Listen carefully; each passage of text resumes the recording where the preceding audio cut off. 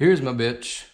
This is a 1993 Polaris Indy, previously 440, and it is now currently the 583 rotax in there out of a 89 Mach 1. So we'll take a look-see under the hood. I'll show you how I went through the process.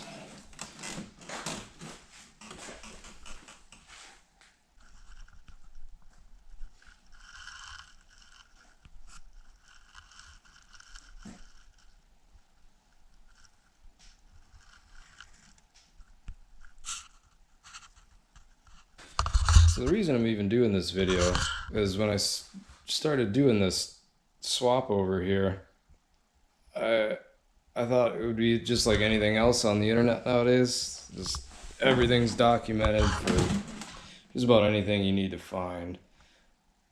Well, it's not the case with this rotax swap in the wedge chassis.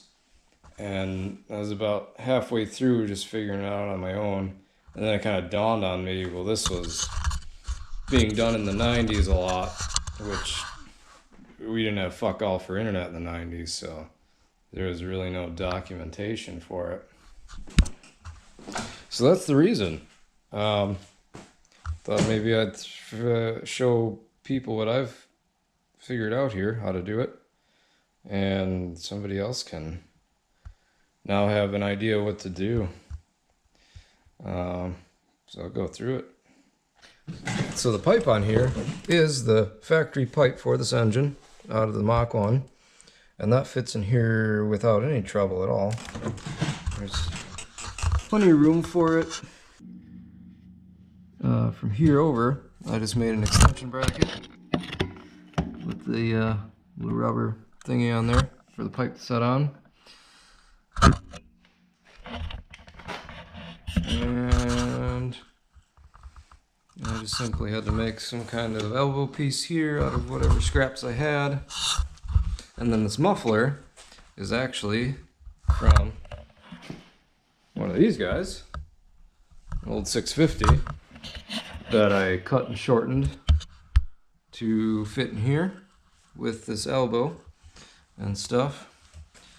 And if you'll notice my spring bullshit everywhere, that was I started this at the very end of last season, and there was only I think a couple weeks of snow left, and it was a big rush to get this done and ride it. And long story short, half of this stuff I should make proper brackets for someday, maybe in another lifetime.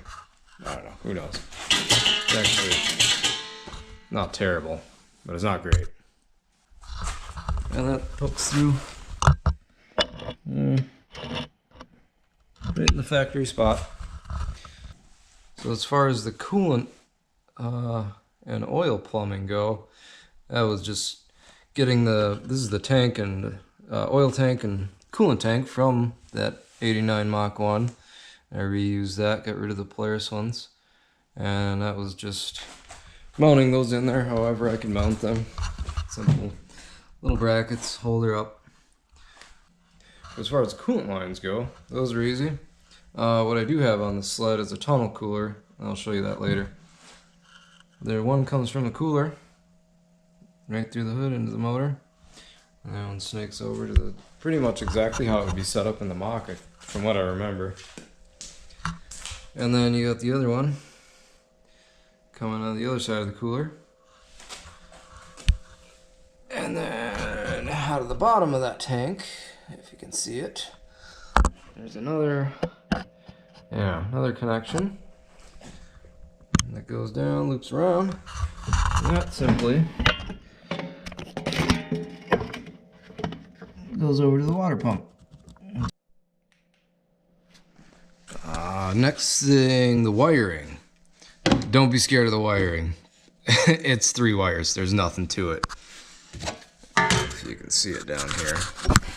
This whole wiring harness that's running into the sled all up everywhere, this is the factory harness that was in this machine. All you need to do, it's just 3 connections from from the rotax to the harness. That's it. I have a book for the Mach 1 and this Indy chassis, and I just laid them both open at the wiring schematic and connected the dots. And the CDI box, I just drilled and tapped a couple holes into that lip on the bulkhead. There is where I have the coil mounted. I'm using the same bracket as the oil one. I did use the Polaris clutch on the Rotax engine. The clutch bolt, I did have to order specifically. The one that is for this engine is not long enough to work with the Polaris clutch. So I did have to find out what thread pitch and what length I needed and order a specific bolt for that. So the Polaris clutch bolt will not work, and neither will the Rotax one. It's not long enough to use with the Polaris clutch. You will have to make some kind of block off for the old clutch bolt hole and then cut you a new one. This is the plug from that 89 Mach 1. This is the best I could come up with. So the motor mounting itself, and maybe I'll take these carbs off so you can get a better view of it. Yeah, you can't see shit without them on. Alright, I got the carbs off so you can get a better look at the actual motor mounting. And this was actually pretty easy too. In the beginning I was way overthinking it and was kind of struggling with it, and then it kind of dawned on me this is just simple. So what I needed to do is just lift the motor up. So between the motor, this is the factory 440 Polaris mounting plate here, and all I had to do was make a spacer basically for the engine, because of these carbs hang down so low they blast the plate itself, and that's what's all cut out here. This was the clearancing I had to do for the carbs on each one. And that is 1.25 inches. I just made a rectangle aluminum frame out of 1.25 inch tubing to pick the motor up as high as I could with what I had laying around at the time. If I were to do it all over again, I probably would use 1.5 inches or maybe even 1.75 inches. I think there's enough room to lift it up some more without hitting the spark plugs under on the hood. Again, this was the end of the season rush job. I just wanted to get it in here and see how it was going to do. I only have 3 miles on the thing. This is a brand new top end. So I didn't get to ride it at all. That was out of time.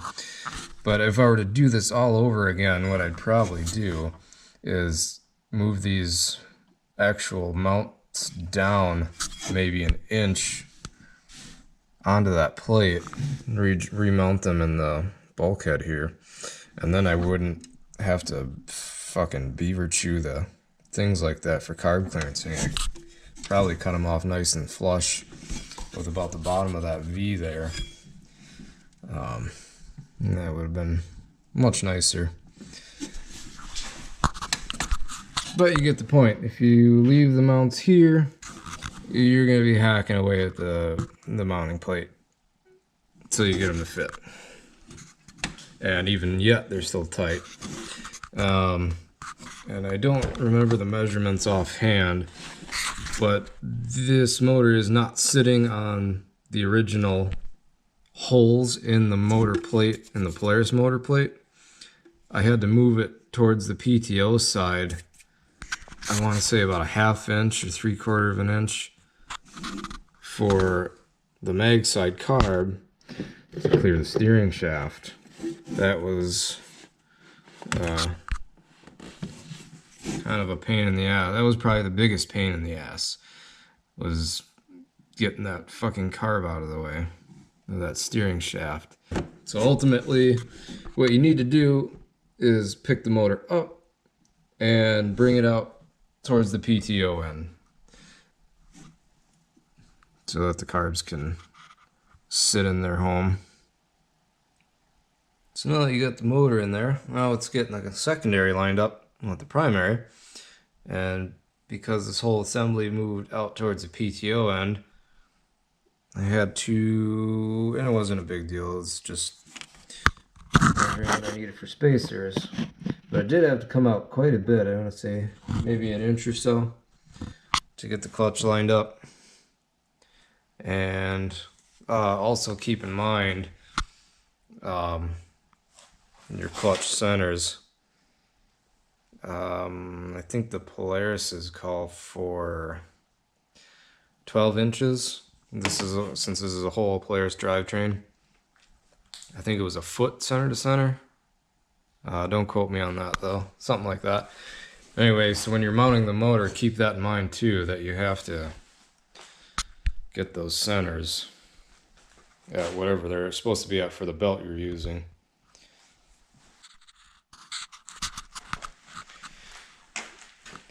So ultimately, getting this thing in there isn't all that crazy hard. Just takes a bit of tinkering around. Basically, the motor's got to come up and it's got to come out to clear the carb on the steering shaft and get your clutch centers. That's it.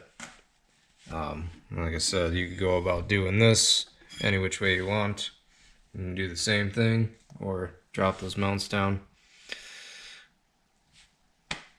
And then the rest of it is just A to B. Plumbing, exhaust, fuel, oil. I'll take you for a ride around the outside of this here machine. Piece of shit. Got some mildly blown out Foxies up front. I got some running boards from an Assault. If you get a chance to do these on your wedge and you ride it a lot, do it. You can get them for cheap. Real easy to put on. You can see I just cut the little running board off, left maybe an inch on there.